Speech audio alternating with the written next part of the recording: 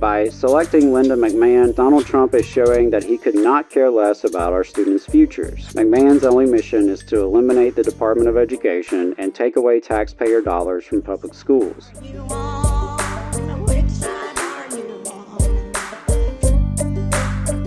We're going to get started with last week in Southern labor. This is something that we do every week. I think it is a valuable segment. Basically, we report on what workers in the U.S. South and the American colonies were up to throughout the last week. So that's new union organizing, updates on union campaigns, some political updates as well, internal union affairs, any of that kind of stuff. We also put this out as a newsletter, so you can subscribe on our website at tvlr.fm.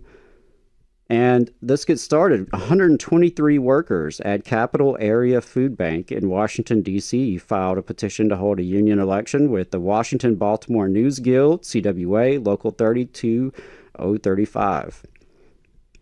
25 workers at Entergy in Baton Rouge, Louisiana, filed a petition to hold a union election with the International Brotherhood of Electrical Workers, IBEW, Local 605.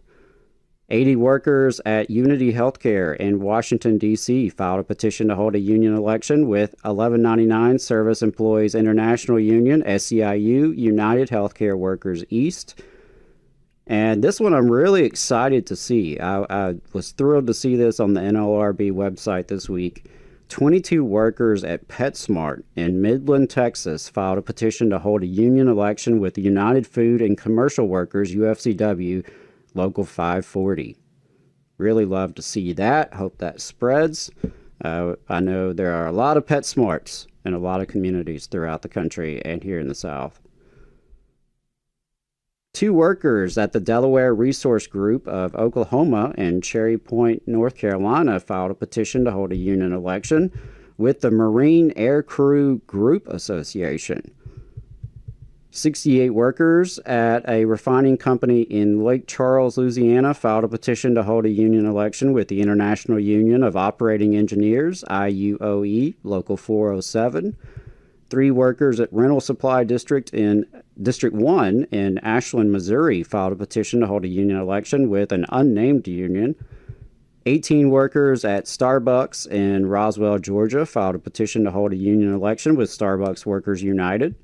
72 workers at Upper Cumberland Electric Membership Cooperative in Carthage, Tennessee, filed a petition to hold a union election with IBEW Local 429. 8 workers at OQ Chemical in Bay City, Texas, filed a petition for a union election with IUOE Local 564. 175 workers at Highland Warren in Glendale, West Virginia, filed a petition for a union election with Teamsters Local 697. 10 workers at Texas Public Radio in San Antonio, Texas, filed a petition for a union election with SAG-AFTRA. And we'll talk more about this later, but a supermajority of the 1,000 workers at the Blue Oval SK Battery Manufacturing Plant in Glendale, Kentucky, signed union authorization cards and launched a public campaign to join the United Auto Workers, UAW. Moving on to campaign updates. In August, a supermajority of lead attendants and onboard attendants on Brightline's Orlando to Miami line filed a petition with the National Mediation Board, which is the administrator of the Railway Labor Act, to unionize with the Transport Workers Union, TWU. In response, the rail line hired an anti-union law firm that said the election should take place with the National Labor Relations Board under the auspices of the National Labor Relations Act.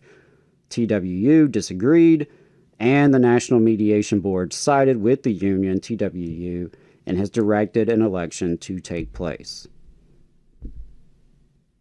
Moving on to election results, 29 workers at Starbucks in Dunwoody, Georgia voted 6-12 against unionization with Starbucks Workers United, a rare loss there in that campaign. 5 workers at Kinder Morgan in Texas City, Texas voted 0-3 in favor of decertifying IUOE Local 564 as their union. 128 workers at Professional Contract Services in Fort Knox, Kentucky voted 94-9 in favor of unionization with IBEW Local 369. Big win there. 973 workers at George Washington University voted 347-2 in favor of unionization with SEIU Local 500. Another huge win there. And 18 workers at United Natural Foods in Sarasota, Florida voted 13-3 in favor of unionization with the Teamsters Local 79, as did 265 more in a different unit in the same city with a vote of 187-38. And finally, 9 workers at Carrollton Railroad in Carrollton, Kentucky voted unanimously in favor of unionization with the Brotherhood of Locomotive Engineers and Trainmen, BLET, which is a Teamsters affiliate. Moving on to strikes and bargaining, Wells Fargo Workers United began bargaining for a contract to cover all 22 union-represented branches in 14 states last week, and I'm really proud to say that that includes Alabama. That's right. The Wells Fargo branch in Anniston, Alabama, recently unionized with CWA. Workers at ZeniMax Studios, which is a video game company in Maryland and Texas, walked off the job in a one-day strike to protest lack of movement at the bargaining table. The Sheet Metal, Air, Rail, and Transportation Workers Union, SMART, is calling attention to the potentially deadly impact of Amtrak's cost-cutting measures, highlighting how one member was alone when his train was struck by a vehicle, leaving him to try to save multiple lives by himself. Workers who make the AFL-CIO run are protesting management's decision to unfreeze their own pensions while maintaining a freeze on the staff's. Jacksonville State University here in Alabama has announced a new compensation plan that includes a 10% pay increase after pressure from the newly formed United Campus Workers chapter among campus workers, but the union says it's not good enough, with the lowest wages on campus still being only a little above $8 an hour, and a cleaner who has worked there for 10 years only making $13 an hour after the raise. Hey, 5 seconds. Just wanted to say that this is only possible because of our donors. If you want to see more of this, then consider donating yourself at tblr.fm/donate. In political and legislative updates, the United States Department of Labor announced the release of new research it commissioned from the Urban Institute that found a national paid family and medical leave program would reduce poverty across all communities and diminish the poverty gap among workers, especially Black and Hispanic workers who experience some of the highest poverty rates. Relatedly, another study also funded by the U.S. Department of Labor recently found that childcare costs more than rent for many families. Specifically, the median cost of center-based infant care is higher than the median cost of rent. The United States Department of Labor also recognized the 10th annual National Apprenticeship Week, something that many building trades union leaders are concerned about coming under attack during the upcoming Trump administration. And I know that's something that Jacob talked with IUPAT President Jimmy Williams about in the interview we'll be playing here shortly. Speaking of the Department of Labor, Trump has yet to announce his pick for that agency yet. I'm volunteering myself, just putting it out there. If they want to hit me up, I'd be interested. I'd at least take the call. The Teamsters president, Sean O'Brien, is publicly lobbying for Republican Congressperson Lori Chavez-DeRemer, one of only 3 Republicans to support the Protecting the Right to Organize PRO Act. And so that's who Teamsters president Sean O'Brien is backing for the position.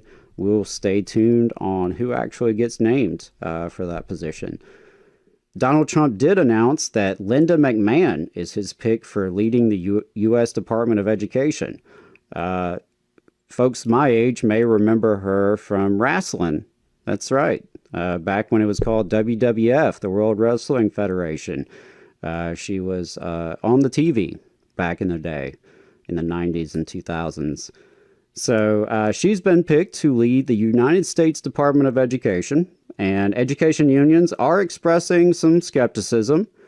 Big shocker there. While American Federation of Teachers President, AFT President Randy Weingarten said that, quote, "We will try to work with anyone who puts the aspirations of our students, families, and communities first." And, quote, "We look forward to learning more about Linda McMahon, and if she is confirmed, we will reach out to her as we did with Betsy DeVos at the beginning of her tenure."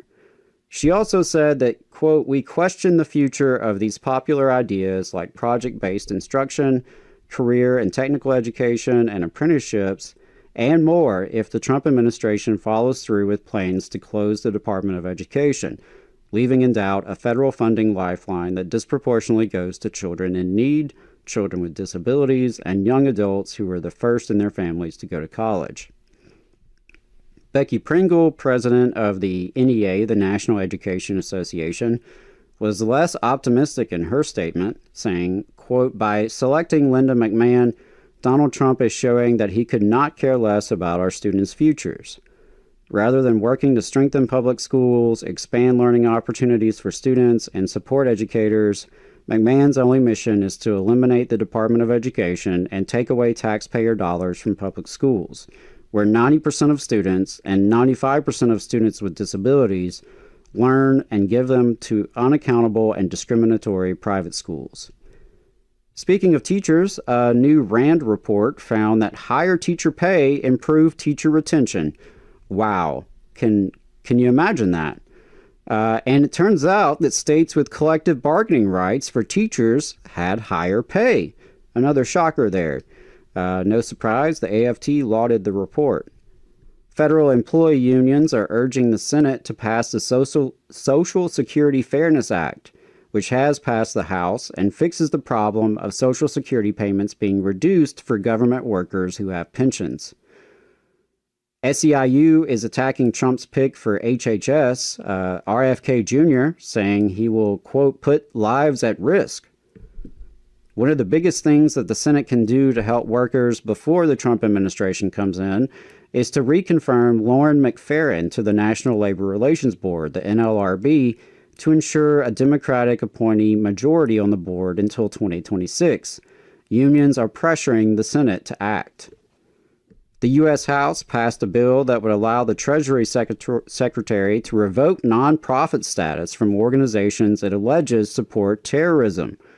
Importantly, it would allow the Treasury Secretary to do this without guidelines from Congress, without due process for the nonprofit, and without even explaining its reasoning. The News Guild, which represents many workers and nonprofits, opposes the bill and has put out an action alert. The Associated Builders and Contractors, ABC, an explicitly anti-union construction trade group, is applauding the decision of a Trump-appointed judge to overturn a Biden administration Department of Labor rule that would have qualified millions more workers for overtime protections. Fascinatingly, they referred to businesses as the, quote, "the regulated community." Interesting. I guess they forget workers are also regulated? I don't know. In internal union affairs, unions across the construction and manufacturing industries are celebrating National Apprenticeship Week, highlighting their programs and testimonies from their apprentices. The Sheet Metal, Air, Rail, and Transportation Workers Union, SMART Local 5, built 30 beds for children who need a safe place to sleep in Bradley County, Tennessee.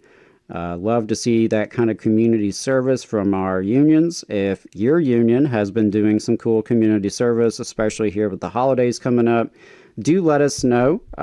Anything that we missed, and I'm sure we missed a lot, please do let us know. tvlr.fm/contact. You can also, again, subscribe to this as a newsletter, get it in your inbox every week.